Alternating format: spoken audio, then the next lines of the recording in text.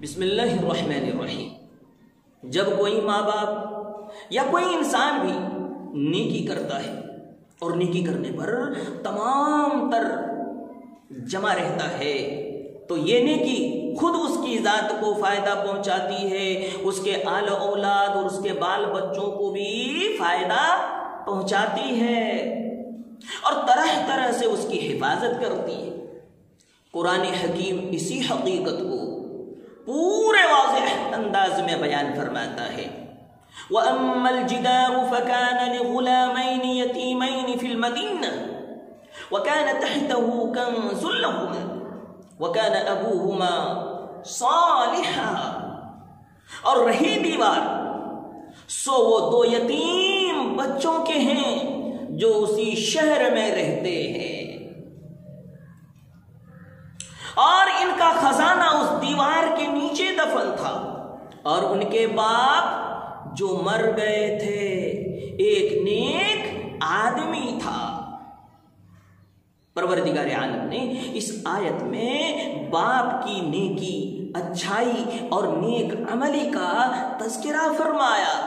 بچوں کی صفت کا کوئی تذکرہ نہیں فرمایا۔ پھر باپ کی نیکی ہی کی برکت سے، باپ کی نیکی ہی کی وجہ سے نبی حضرت خضر علیہ السلام جیسی شخصیت کو خزانے کی حفاظت کا ذریعہ بنایا اور یہ حکم فرما دیا کہ گرتی دیوار کو کھڑی کر دی جائے تاکہ کوئی لٹیرا خزانہ لوٹ کر چلا نہ جائے۔ اور جب یہ یتیم بچے بڑے ہو جائیں اس خزانے کو نکال لے تاکہ اس خزانے کے ذریعے سے اس کی مفلسی، محتاجی، فقیری سے حفاظت میں رہے۔ پتہ چلا کہ باپ کی نیکی کا فائدہ بچوں کو پہنچتا ہے۔ اس آیت کی تفسیر کے تحت محمد المنقدر رحمت اللہ علیہ فرماتے ہیں کہ ایک نیک آدمی کی نیکی کی وجہ سے اس کی اولاد، اس کے اولاد کی اولاد، اس کے خاندان اور اس کے آس پاس کے مکانات کی حفاظت ہوتی ہے۔ تفسیر مظہری میں اس آیت کی تفسیر کے تحت لکھتے ہیں، ابن ابی حاتم نے سلیمان بن سلیم سے بیان کیا ہے کہ توریت میں لکھا ہے کہ ایک نیک آدمی کی نیکی کی وجہ سے 7 صدیوں تک اس کی نسل، اس کی قوم کی حفاظت ہوتی ہے، اور کسی بد آدمی کی بد کرداری کی وجہ سے، برے عمل کی وجہ سے 7 صدیوں تک تباہی اور بربادی قائم رہتی ہے۔ یقیناً نیکی کی یہی برکت ہے، یہی تاثیر ہے، یہی اہمیت ہے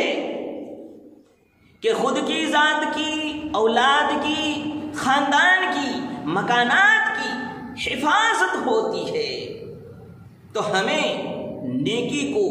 جم کر کے کرنا ہے، اسی پر مضبوطی سے قائم رہنا ہے اور نیک لوگوں کی قدردانی کرنی ہے۔ معرف القرآن میں قرطبی کے حوالے سے ایک عجیب واقعہ لکھا ہے، یہ سن لیں تاکہ نیکی کی اہمیت، نیکی کی عظمت دلوں میں بیٹھے گی۔ حضرت شبلی رحمت اللہ علیہ جو بہت بڑے پیر گزرے ہیں، اللہ والے گزرے ہیں، اللہ کے مقربین میں سے گزرے ہیں، وہ فرمایا کرتے تھے کہ میں اس علاقے اور اس شہر والوں کے لیے امان ہوں، حفاظت کا سامان ہوں۔ میں اپنے لفظوں میں اس کو یوں کہنا چاہوں گا کہ حضرت شبلی رحمت اللہ علیہ یوں فرمایا کرتے تھے کہ جب تک میں زندہ ہوں اس شہر میں، اس علاقے میں تباہی نہیں آئے گی، بربادی نہیں آئے گی، تم سب بچے رہو گے، ہر آفت سے محفوظ رہو گے۔ ہائے ہائے، شہر میں نہ جانے کیسے کیسے خدا کے نافرمان، خدا سے بغاوت کرنے والے، خدا کے کھا کر اسی کا انکار کرنے والے رہتے ہیں، ان کی چمڑی پر، اس کی کھال پر جو چمک ہے، انہیں کوئی آفت نہیں آ رہی ہے، تو ان دینداروں کی دینداری کی وجہ سے، نیکی کی وجہ سے نہیں آ رہی ہے۔ جس دن حضرت شبلی رحمت اللہ علیہ انتقال فرما گئے، کفار نے، کافروں نے دریائے دجلہ کو پار کیا، بغداد پر آ کر قبضہ کیا اور تباہی مچائی، تب وہاں کے لوگوں کی آنکھ کھلی ہے، دل سے آہیں نکلی ہے، کہنے لگے ہائے ہم پر دوہری مصیبت آ گئی۔ ایک مصیبت تو یہ کہ اللہ والوں کا دنیا سے رخصتی ہو گئی، اور دوسری مصیبت یہ کہ کافروں کا ہم پر غلبہ ہو گیا۔ میرے بھائی، دیکھا آپ نے، جب تک اللہ والے تھے، نیکی کرنے والے تھے، نیکی کی برکت کی وجہ سے پورا شہر، پورا علاقہ امان میں تھا، خوشحالی میں تھا، مگن میں تھا، کسی طرح کی فکر نہیں تھی۔ جب اللہ والے دنیا سے چلے گئے، آفتیں آئی اور تباہی مچائی، ہائے ہائے، سب کی سسکیاں نکلنے لگی، سب رونے اور بلبلانے اور تلملانے لگے، لیکن اب پچھتاوے کیا ہوئے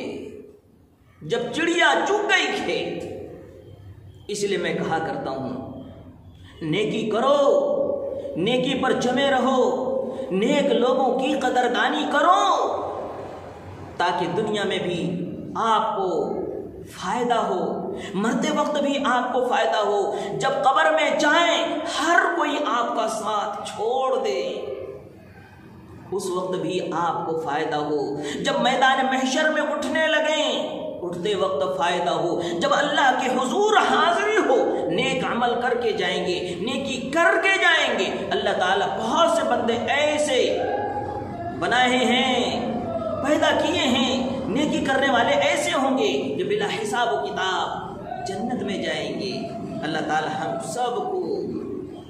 نیک عمل کرنے کی، نیکی پر جمنے کی، نیکی پر محنت کرنے کی توفیق عطا فرمائے، آمین یا رب العالمین۔